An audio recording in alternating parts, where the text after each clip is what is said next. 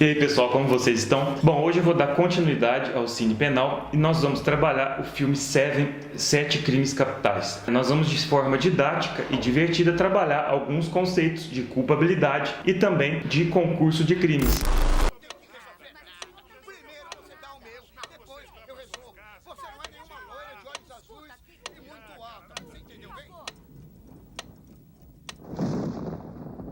Bom, primeiramente fazendo uma sinopse do filme. Dois detetives acabam investigando vários crimes que são cometidos por um psicopata. Ele, na verdade, começa praticando um crime contra uma pessoa obesa, que, na verdade, o primeiro pecado capital, né, a gula. Então, daí, ele desdobra uma série de outros crimes até que ele consegue concluir os 7 crimes que são os 7 pecados capitais.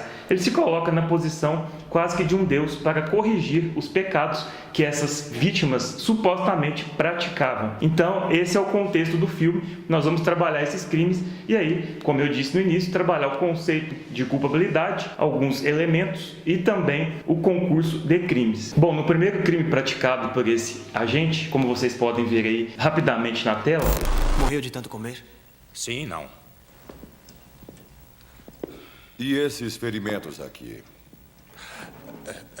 Bom, isso ainda não descobri. Uma arma contra a cabeça? Se foi com muita força, sim. Veja isso. Tem marcas do cano da arma aqui na frente. Senhoras e senhores, nós temos um homicídio. Ele pratica um delito contra uma pessoa obesa. Essa pessoa é obrigada a comer até a morte. Esse é o primeiro crime praticado por esse psicopata. Daí, ele pratica um outro crime posterior contra um advogado. Nesse caso, ele trabalha, então, um eventual pecado da cobiça. O advogado é morto, né, de certa forma, ajoelhando-se aos seus livros, que são suas ferramentas de trabalho, e daí ele mata esse advogado em razão, na mente doentia desse advogado praticar a cobiça. Cobiça.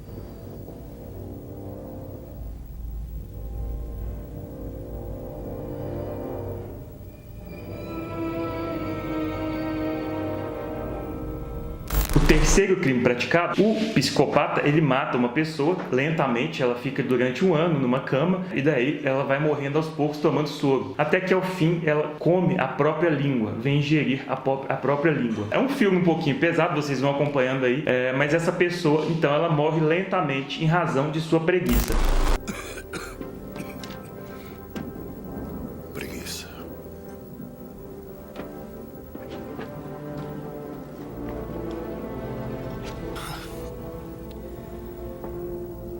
Cara, dá uma olhada nisso aqui. As fotos são de 3 dias. Esse é o terceiro crime praticado por esse psicopata. O quarto crime praticado é a luxúria, o pecado da luxúria. Um agente é obrigado a colocar um instrumento onde ele pratica sexo até a morte e mata a prostituta, também praticando com ela sexo até que ele venha a falecer. Ele colocou aquela coisa em mim e ele me obrigou a usar. Aí ele disse pra eu transar com ela. E eu transei com ela, eu transei. Oh, meu Deus, ele colocou a arma na minha boca. A droga da arma estava na minha garganta. Droga!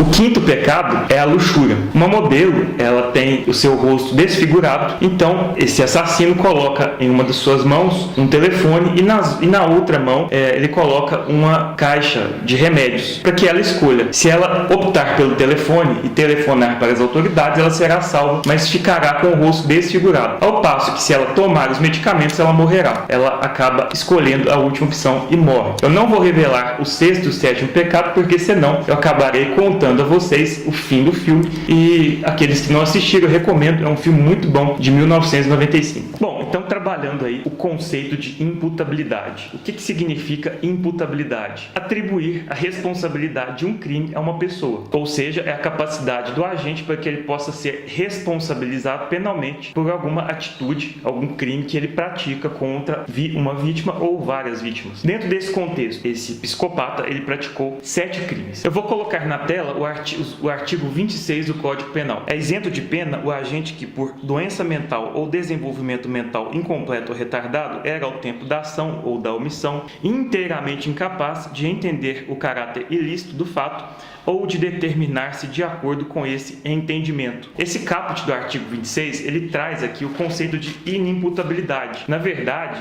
dentro desse contexto, a pessoa, para que ela seja considerada inimputável, ela deve ter um desenvolvimento mental incompleto ou retardado, ou, naquele instante que ela pratica o crime, ela não deve compreender inteiramente o caráter ilícito do crime. Essa, na verdade, é uma das excludentes da imputabilidade. Temos outras, como a embriaguez completa e involuntária, decorrente de caso fortuito ou força maior, e também a hipótese da menoridade, aquele que é menor de 18 anos. Nesse caso, adotado o conceito biológico. Então, o sujeito, a própria lei já coloca que o menor de 18 anos, ele responderá por um ato infracional. Se ele for de 12 até 17 anos incompletos, né? Ele praticará um ato infracional e não um crime. Dentro desse caso, desse criminoso, estudando, a psicologia já estudou, né, o caso de serial killers, né, pessoas que praticam crimes em série, assassinos em série, eles não podem ser considerados inimputáveis, isso em sua grande maioria. Por quê? Todos eles detêm a capacidade de compreender que aquele fato praticado é um fato criminoso. Porém,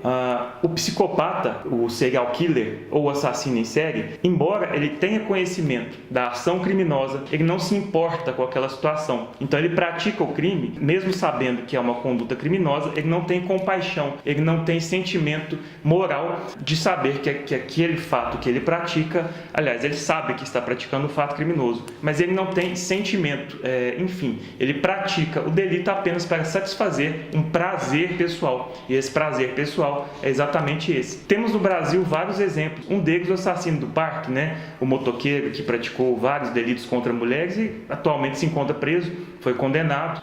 O promotor da época, Dr. Edilson Mogenô Bonfim, inclusive muito conhecido, um grande professor de direito processual penal, direito penal, hoje procurador de justiça, salvo o melhor juízo, em São Paulo, que foi o promotor desse caso, esse caso emblemático. Esse é um exemplo que nós temos no Brasil de um assassino em série. Então, retornando aqui, nós não podemos considerar esse indivíduo como inimputável. Daí, ele deve sim responder pelos atos praticados, nesse caso, pelos 7 crimes. Daí, iremos analisar por qual concurso de crimes ele responderá nesse caso do filme.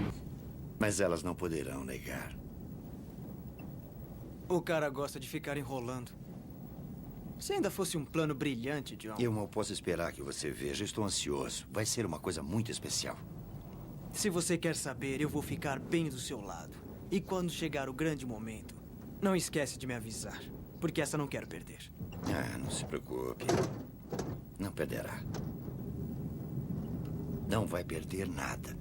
Então, concluindo, o psicopata ele não possui valores morais e éticos. Dessa forma, ele não sente culpa por aquele ato praticado, mesmo sabendo que ele se trata de um ato criminoso. Bom, o artigo 26, parágrafo único, ele traz o conceito de semi-imputabilidade. O Código Penal adotou o sistema vicariante. O que significa isso? Se o sujeito ele parcialmente capaz de compreender o caráter ilícito do ato praticado, na verdade, ele poderá ter a pena diminuída ou então ter a substituição por uma medida de segurança. No entanto, nesse caso, ele não é inimputável, ele é semi-imputável. É a hipótese do artigo 26, parágrafo único do Código Penal, que eu coloco aí na tela para vocês. Essa não é uma excludente da inimputabilidade, assim como também não é a emoção e a paixão. A emoção, na verdade, é um sentimento transitório, que é passageiro, enquanto a paixão é mais duradouro, São similares, mas basta lembrar que a emoção é passageira, a paixão é mais duradoura. A embriaguez não acidental, por exemplo, aquela decorrente de culpa, também não é excludente de imputabilidade. Nesse caso, o sujeito responde normalmente pela prática delituosa. A embriaguez que exclui a imputabilidade é aquela que não é voluntária. Por exemplo, temos aquela hipótese que é clássica nos livros de direito penal, em que o indivíduo ele cai em um tonel cheio de bebida alcoólica e se embriaga, e não se embriaga de forma culposa. Nesse caso, haveria então a excludente de inimputabilidade. O caso do sujeito, por exemplo, que se embriaga, bebe muito, vai a uma festa, bebe demais, não tem a intenção de praticar um delito, mas o pratica, esse não estará será excluído da prática delituosa, não se exclui a imputabilidade. Então, ele deve ser responsabilizado pelos atos que ele pratica. Da mesma forma, aquele indivíduo que se embriaga voluntariamente para praticar o delito, esse ainda tem a pena aumentada, agravada. É uma circunstância agravante, genérica, contida na parte geral do Código Penal. Artigo 61, inciso L do Código Penal. Então, uma circunstância agravante. No entanto, o sujeito ele tinha o dolo antes da prática do delito. Depois ele pratica o delito, mas ele se embriagou, voluntariamente para praticar aquele crime. Então, a embriaguez ela é anterior à prática do delito, mas ele se embriaga voluntariamente já pensando na prática do delito. Na verdade, ele faz isso para criar coragem, Voltando ao filme, eu já disse a vocês que o agente criminoso, nessa circunstância, ele é imputável, ou seja, ele é responsável pelos atos praticados. Esse sujeito, então, que eu disse a vocês que é imputável, ele pratica 7 crimes. Nesse caso, há um concurso de crimes. Vocês devem se lembrar bem. Nós temos o concurso material, artigo 69, concurso formal, artigo 70 e crime continuado, artigo 71, todos do Código Penal. Dentro desse contexto, esse sujeito, ele pratica vários crimes